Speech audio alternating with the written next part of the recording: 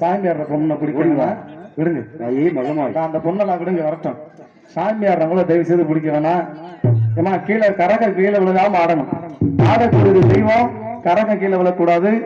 ஆடக்கூடிய தெய்வம் நீங்களும் கீழே மேல விழுகாம ஆடணும். அப்பதான் எல்லாம் கை தட்டுங்க பிடிச்சிடும். குறைய விடுமா விசிலடிங்க அளவு போடுறாங்க. முதல்ல எல்லாரும் கொஞ்சம் முன்னாடி வாங்க. கொஞ்சம் முன்னாடி வாங்கம்மா. கொஞ்சம் முன்னாடி வாங்க. அந்த கரக சாமியார்